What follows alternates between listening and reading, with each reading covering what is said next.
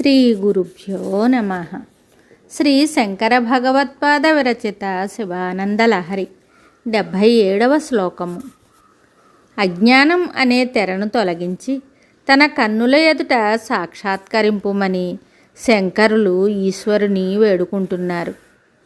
అనేక విధాలుగా బాధపడుతున్న బుద్ధి యొక్క విచారాన్ని పోగొట్టి ఉద్ధరింపుమని శంకరులు వేడుకుంటున్నారు.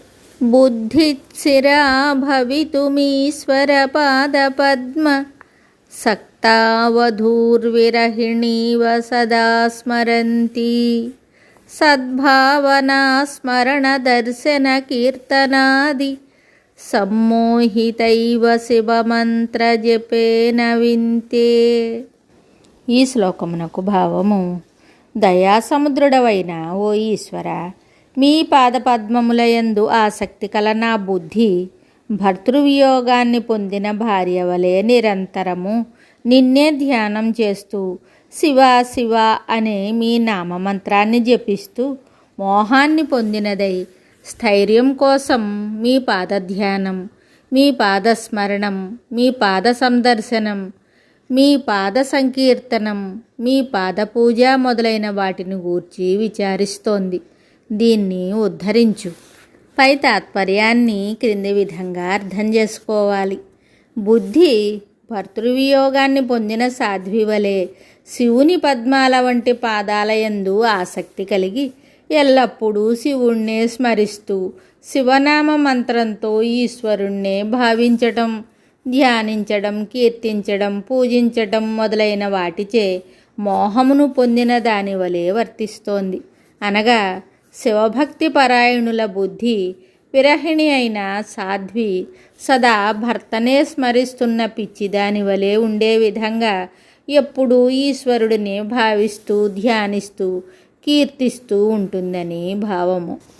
శ్రీ శుద్ధ చైతన్య స్వామివారు విరహవేదనానుభవ రూపమైన భగవద్భక్తి యొక్క లక్షణాలను గూర్చి ఇలా చెప్పారు. ఈ శ్లోకంలో శంకరులు పరమ విరహాసక్తి రూపమైన భగవద్భక్తి యొక్క లక్షణాలను స్పష్టం చేశారు. ప్రియుడితో విరహం పొందిన ప్రియురాలు పిచ్చిదై స్థిరత్వము లేక సర్వదా తన ప్రియుణ్ణే స్మరిస్తూ అతడినే కలవరిస్తూ ఇతర విషయాలపై స్మరణము దృష్టి లేనిదైపోతుంది. ఆ విధంగానే బుద్ధి భగవంతుడి యందు విరహం కలదై భగవంతుణ్ణి చూడక పిచ్చిదైపోయి దుఃఖిస్తూ భగవంతుడి యందే అత్యంత ఆసక్తితో భగవన్నామాన్నే స్మరిస్తూ భగవంతుణ్ణే కలవరిస్తూ ఉంటుంది. ఆ కలవరములో ఈ ప్రపంచం యొక్క భావన కానీ, దీని తలంపు కానీ, దీన్ని చూడటం కానీ, దీనితో వ్యవహరించడం కానీ లేకుండా పోతుంది. శ్రీరాముడితో వియోగం పొందిన సీతాదేవి రామ రామ అని కలవరించినట్లు బుద్ధి కలవరిస్తుందన్నమాట. నారద మహర్షుల వారు తమ భక్తి సూత్రాలలో 55వ సూత్రంలో ఈ విషయాన్ని ఇలా చెప్పారు.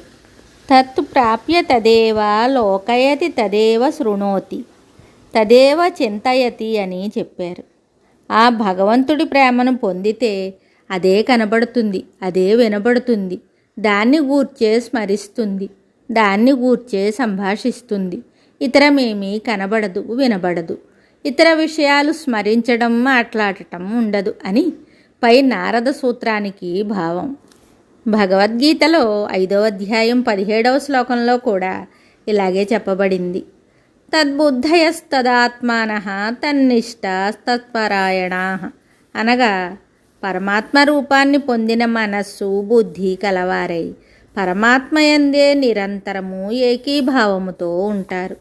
ఇటువంటి భగవత్ప్రేమ, భగవద్విరహము రాధకు, మీరాబాయికి కలిగాయి, గోపికలకు కలిగింది, చైతన్య ప్రభువునకు, శ్రీరామకృష్ణ పరమహంస వంటి దివ్యులకు కలిగింది. ఇది భగవంతుని యందు ఒక పిచ్చి ప్రేమ.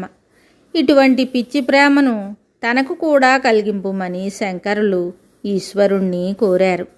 ఈ శ్లోకంలో శంకరులు పూర్తిగా శివుని యందు నిరంతరాసక్తి కలిగిన తన బుద్ధిని భర్తకు దూరమై విరహవేదనతో సతమతమయ్యే భార్యతో పోల్చి చెప్పారు. మరి ఒక శ్లోకంతో మళ్ళీ కలుద్దాం. శుభం.